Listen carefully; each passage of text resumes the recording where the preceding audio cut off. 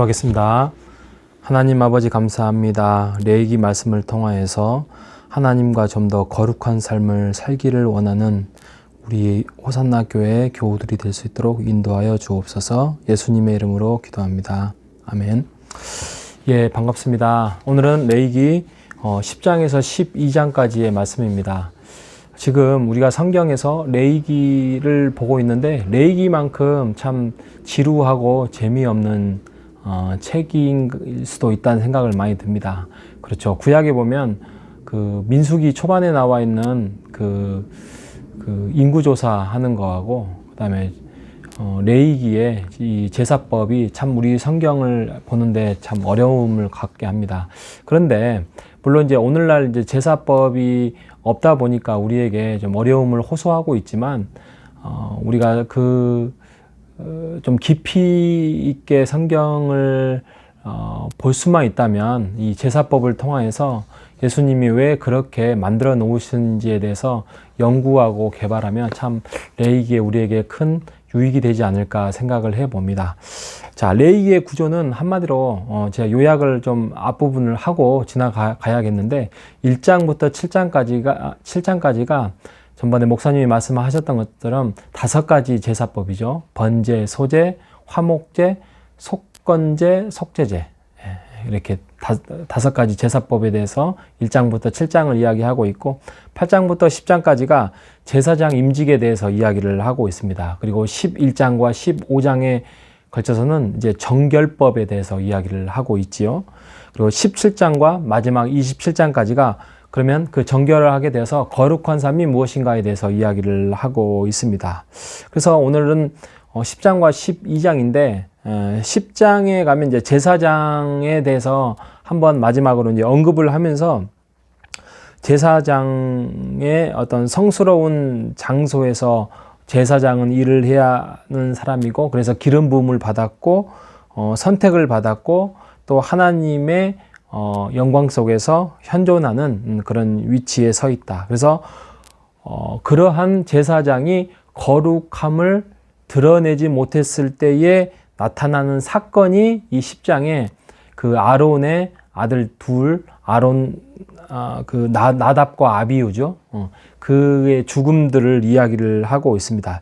이것은 단순히 제사법을 잘못 드린 거에 대한 실수라기보다는 의도적인 경건치 못하는 행동에 대해서 하나님이 벌하셨다라고 이야기를 우리가 생각을 해 봐야 됩니다. 왜 그러냐면 거룩하지 못했다라고 이야기를 합니다. 거룩함을 나타내지 못했다라는 의미에서 그는 의도적으로 그렇게 나타날 수 있고요.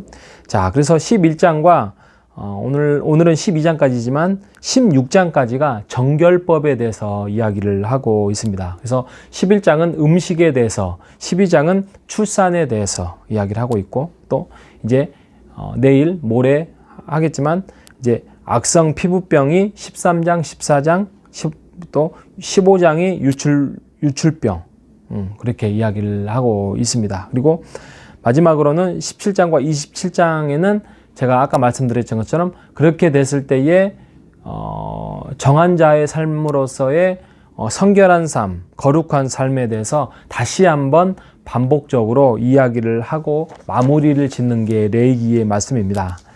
자, 그래서 오늘 11장과 15장에 대해서 제가 그 부정함과 정함에 대해서 이야기를 했다고 하는데 오늘 11장과 12장에 정한 거하고 또 정하지 않는 거에 대한 그 차이가 왜 두었느냐, 이제 그것에 대해서 우리가 한번 생각을 해봐야 됩니다.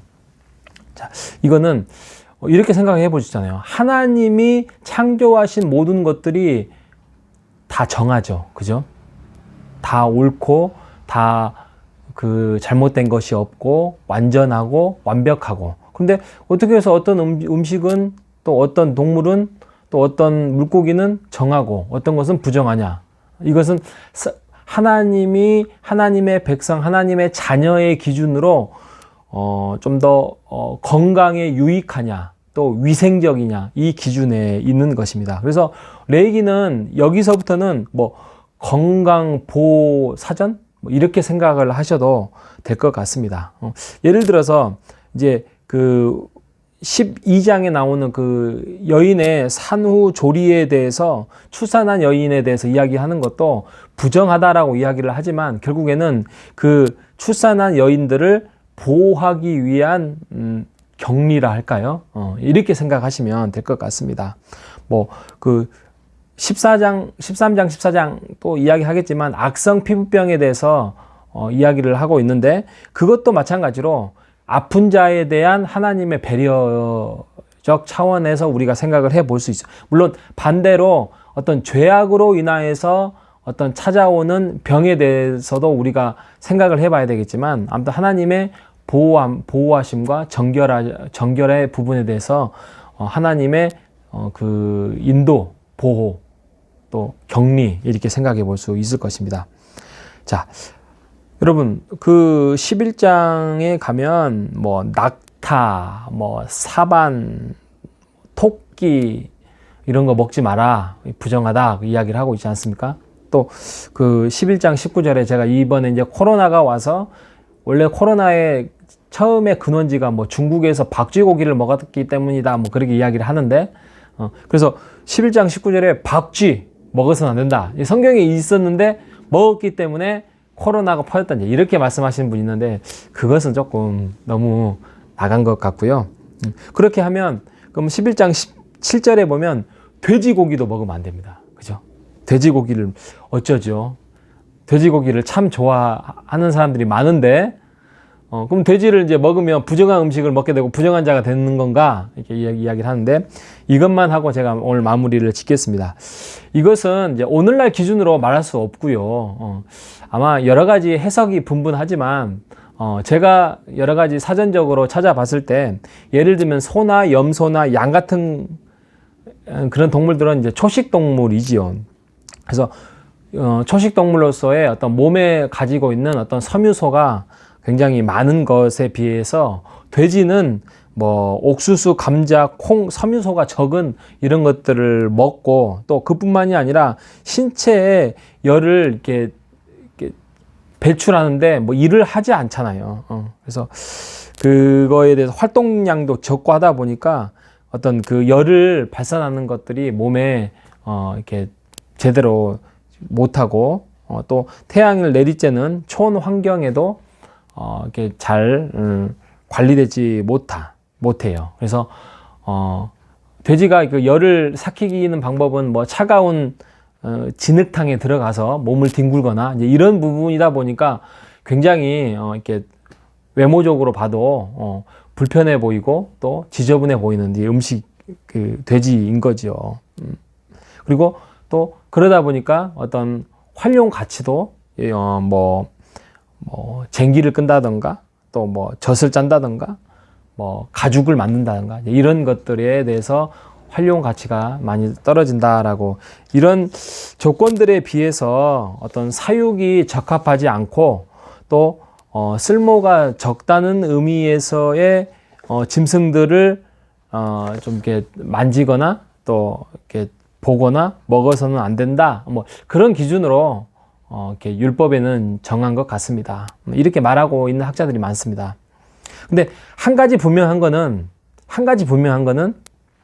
예수님이 이 땅에 오시지 않았고, 예수님이 한 번에 단번에 드리는 제사를 하지 않았다고 한다면, 오늘도 우리는 지금도 제사를 드릴 것이고, 지금도 그 율법에 의거해서 정한 음식과 부정한 음식을 먹지 못할 것이고, 또 그 험한 지금 뭐 여행을 하면서 이스라엘 탐방을 가지만, 우리가 1년에 몇 번씩 이스라엘에 가서 또 제사를 드리고 또 이렇게 해야 될 것입니다.